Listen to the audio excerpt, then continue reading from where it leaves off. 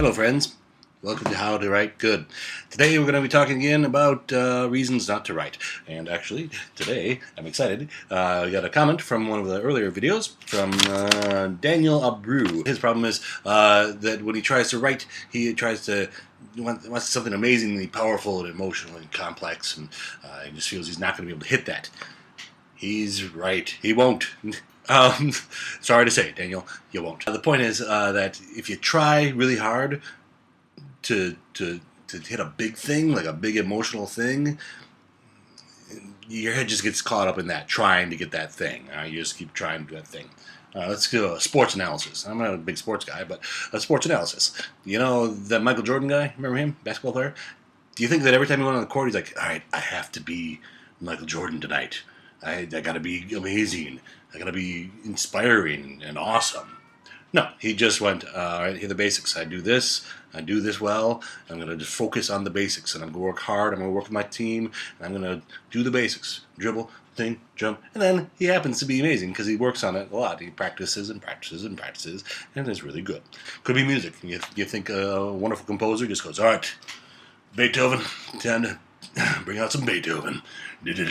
No, he just went, all right, basics. I know chord progression. I know these notes make this feel happen. I know this kind of stuff. You just work on the basics. Excellent lesson with writing as well is don't try to hit the big picture. Do the basics and you work towards the big picture. All right, I hope that helps. Helps me.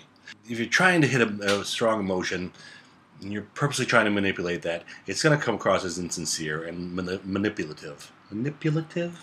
Yeah, like you're manipulating people. If you're trying to get a character to be emotionally complex or some such thing, try to write from emotion that you know, that you have felt. This actually works in acting as well.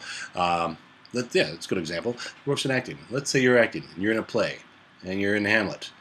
Now, not many of us have had their uncle kill their dad and then marry their mom. Some of us have, I'm sure, but not many of us have. And so if you get cast in the part of Hamlet, you gotta figure out how to be that without being that. Right? You can't just walk in and go, I'm an emotionally complex character. Blah. No, so you take small emotions, ways you do feel in your life, and you apply it to individual moments throughout the play. You go, I've been betrayed by times. I haven't been betrayed by a murder, but I've had people, loan them money and they didn't pay it back. I had a friend, he borrowed my bike and he broke it. It's the same emotion, but it's a similar emotion, you see? And you kind of put that in your head. How did you feel? How did that make you feel? How did that make your body feel? How did that make your mindset feel and work? And you use that, and you push that through into the acting. Same thing goes with writing. And I actually think that writing and acting are really strangely similar. That if you can apply some of the things of acting, we can talk about that later, to writing, that it's really just putting the thoughts of acting onto paper. If you approach something from, I want to do this big thing, you're not going to be able to get that, and you're going to just shut yourself down. You're going to say, I can't get that big thing, so I'm just not going to do it all. Let's use another metaphor. I want to build a car. I don't know how to build a car, so I'm not going to build a car. But I can learn how to change oil in a car. Yeah. I can learn how to change a tire. Yeah. I can get someone to teach me how to change the spark plug, and then all of a sudden the cable thing, and I can slowly work up. Now I might not be able to ever build a car. That's a weird thing to want to end up building. But could learn how. But you don't learn all at once. It's a very complicated thing. There's lots of pieces, lots of parts, lots of rules and guidelines and safety things.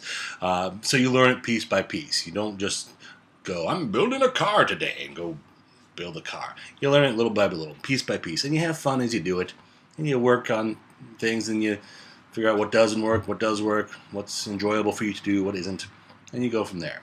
But if you go, and then maybe someday you'll build a car. But if you go and go, I'm going to build this car, and you just walk outside and start clanging two pieces of metal together, you're going to get frustrated, and you're not going to do it. Have the big picture in the back of your mind, like here's my ultimate goal.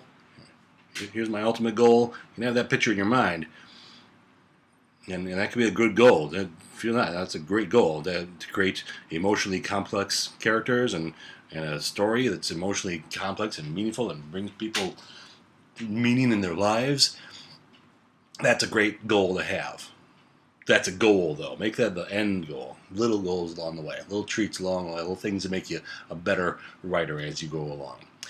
Today's exercise is to try and fail. To try to write something really emotionally complex, a deep, multi-layered character with motivations and deep complexities. Just give it a good old try. Try and fail, and then relish in the failure. Just, I tried, and it was hard, and it was difficult, and here's what I'm missing. And then look back at the piece and see how it's not, why it's not, and try to figure out why it's not emotionally complex, what comes across as insincere, what comes across as manipulative or as cliche or whatever. And then you work up from there. Sometimes it's fun to try an exercise, go in the opposite direction of what you want to go. You want this goal? Try going this way. Don't do that when driving, especially the car you built, if you built a car.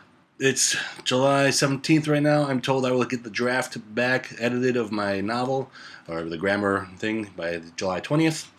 That's what I'm told.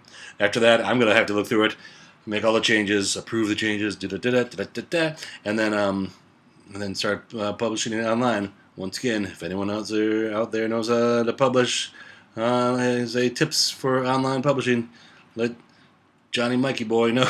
My name is Mike, not Johnny Mikey Boy. That makes no sense. Let Mikey Boy know. Meanwhile, I'm still reading this, short stories. Kind of reading them when I can. The one I just read, though, is called The Gentle Vultures. Written in the 50s, 1957. It's about nuclear war. The fears of nuclear war smooshed through the eye of science fiction. It was actually from the viewpoint of an alien viewing Earth and actually waiting for Earth to do a nuclear war, because there were vulture kind of creatures that would come in and take over what was left after the humanoids destroyed the Earth. Anyway, I once again recommend Isaac Asimov. Good stuff. Short stories are good too. Hope that was helpful. Feel free to comment some more. Check out the website. Let's go write.